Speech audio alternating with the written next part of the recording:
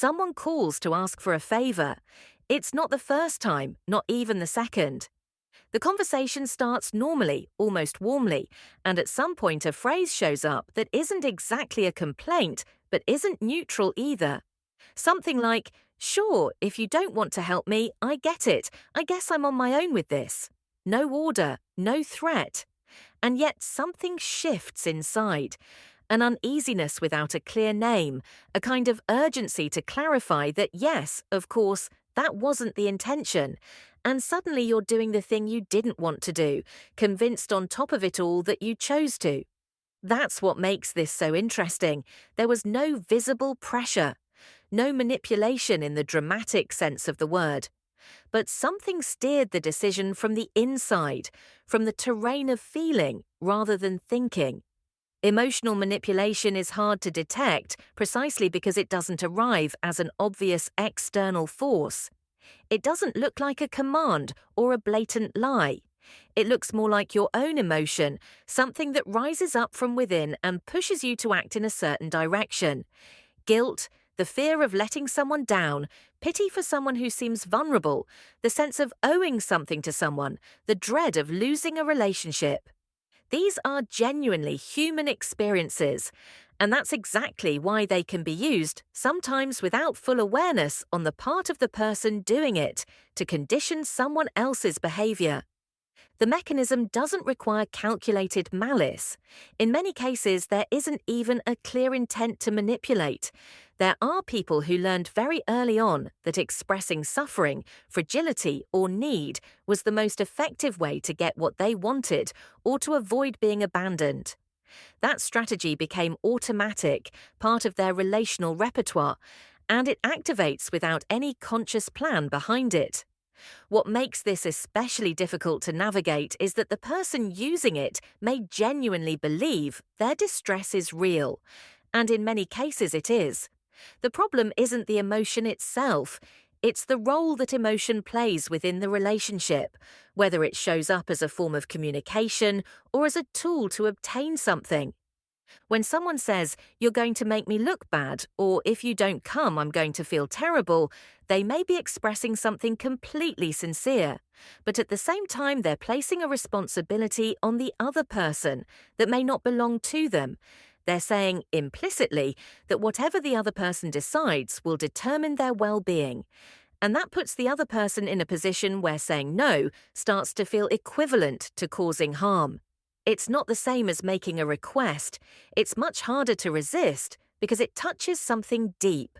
That almost instinctive impulse to not want to be the reason someone else is hurting.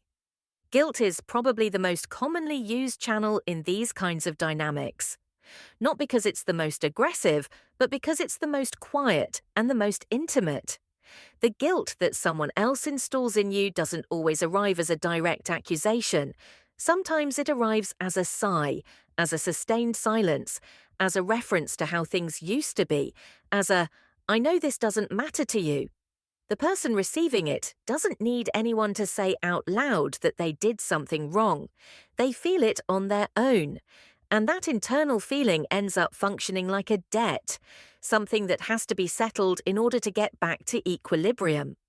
What makes all of this so confusing is that guilt, in its genuine form, serves an important purpose.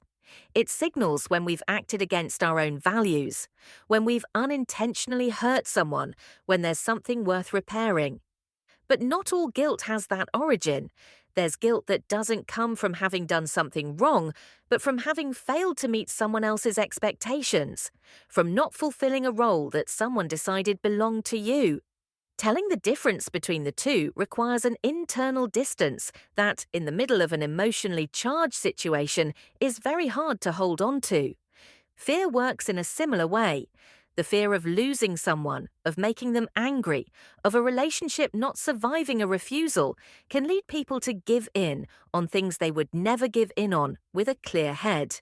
Not because they evaluated the situation and concluded it was worth it, but because the possibility of losing that connection creates an anxiety the body wants to resolve as quickly as possible.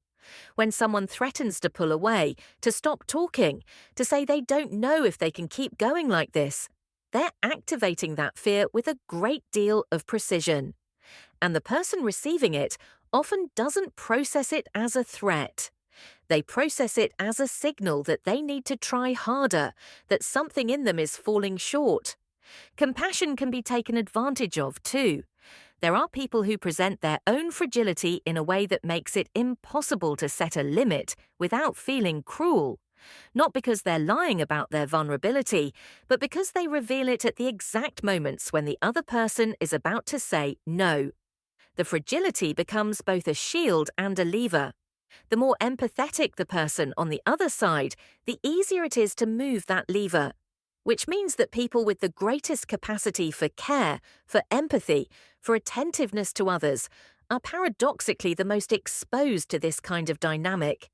There's also a form of emotional manipulation that operates through accumulated emotional debt. It works like an invisible ledger where favors, sacrifices, and difficult moments weathered together are all tracked.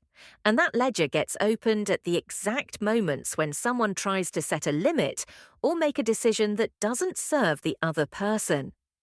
After everything I've done for you is the most explicit version, but there are subtler ways to invoke that debt. Bringing up past sacrifices at just the right time, comparing one person's effort to the other's, making the imbalance between what was given and what was received impossible to ignore.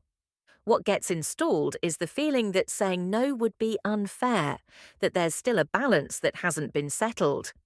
What all of these dynamics have in common is that the pressure isn't applied directly to a person's will. It's applied to their emotional interior, to their need to protect relationships, to not cause harm, to feel like a good person, to belong, to not end up alone.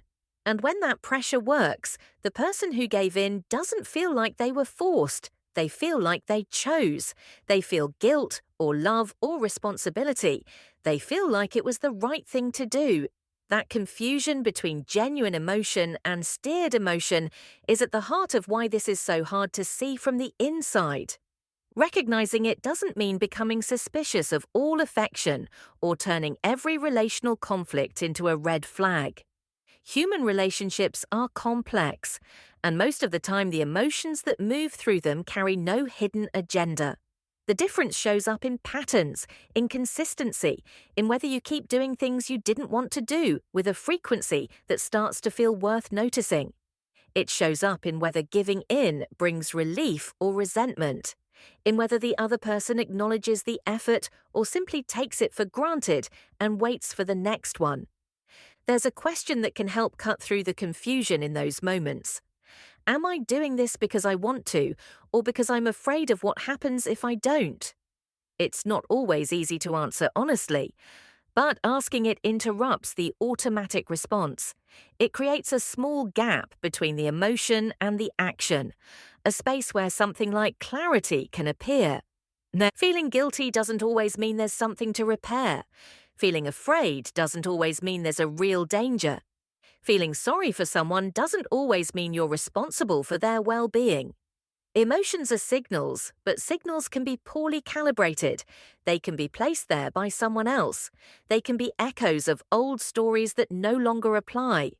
Learning to read them more carefully doesn't make relationships colder or more calculated. It makes them more honest. Because a relationship that runs on someone else's guilt or fear isn't a relationship held together by genuine affection. It's a relationship held together by pressure. And that difference, even when it's hard to see, changes everything.